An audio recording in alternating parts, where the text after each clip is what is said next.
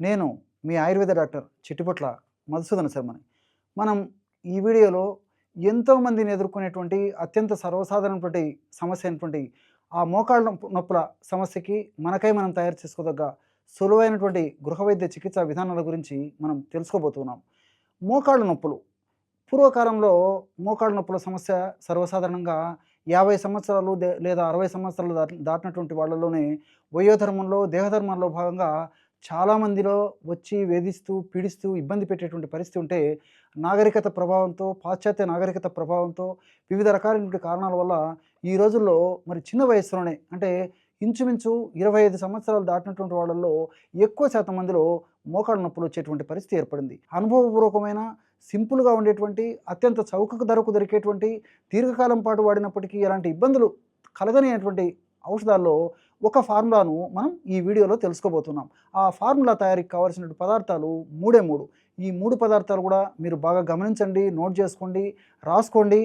చాలామందికి ఎదురయ్యేటువంటి సమస్య కాబట్టి మరి ఎంతోమంది కూడా ఈ యొక్క ఔషధం తయారు చేసుకొని లబ్ధి పొందేదానికి అవకాశం ఏర్పడుతుంది. అశ్వగంధ చూర్ణం అందరికీ తెలిసినటువంటిదే. మీ అశ్వగంధ చూర్ణాన్ని ఒక 50 గ్రాములు తీసుకోండి. మీకు ఔషధం తయారు చేసి చూపించేందుకు ఇక్కడ కొద్దిగా మాత్రమే కలపడం జరుగుతుందన్నమాట. రెండవ పదార్థంగా అతి మధుర చూర్ణం. బాగా నిదానంగా చూడండి. ఈ యొక్క అతి మధుర చూర్ణాన్ని కూడా మనం ఒక 50 గ్రాములు తీసుకోవాలన్నమాట. శోధించేటువంటి శొంఠి చూర్ణం. శొంఠి గురించి మనం ప్రత్యేకంగా చెప్పనక్కర్లేదు. ఈ యొక్క శొంఠి చూర్ణం కూడా ఒక 50 గ్రాములు తీసుకోండి. ఈ 3 పదార్థాలు ఒక్కొక్కటి 50 గ్రాముల చొప్పున తీసుకోవడం వల్ల మొత్తం మనకి 150 గ్రాముల చూర్ణం తయారవుతుందన్నమాట. మనకు అన్ని సైడ్ బెనిఫిట్స్ ఉంటాయి, ఎలాంటి సైడ్ ఎఫెక్ట్స్ కూడా ఉండవు. చూసారు కదా, దివ్యమైనటువంటి మోకాళ్ళ నొప్పులు తగ్గించేటువంటి అద్భుతమైనటువంటి ఔషధం రెడీ అయిపోయింది.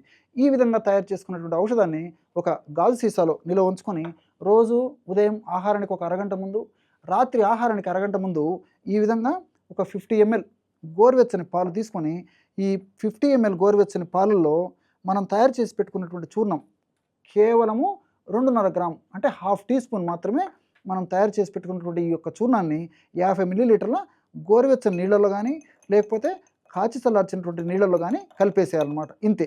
ఈ విధంగా తయారు చేసుకోవడం వల్ల ఔషధం మరింత శక్తివంతంగా, శీఘ్రంగా, సత్వరమే వెంటనే పనిచేసేందుకు అవకాశం ఏర్పడుతుందన్నమాట. కేవలము ఒక పావు నిమిషము లేదా ఒక అర నిమిషంలోపే ఈ పదార్థం అంతా కూడా ఈ యొక్క పాలలో కలిసిపోతుందన్నమాట. చూశారు కదా, మోకాళ్ళ నొప్పులు తగ్గించేటువంటి బ్రహ్మాండమైనటువంటి క్షీరం రెడీ అయిపోయింది.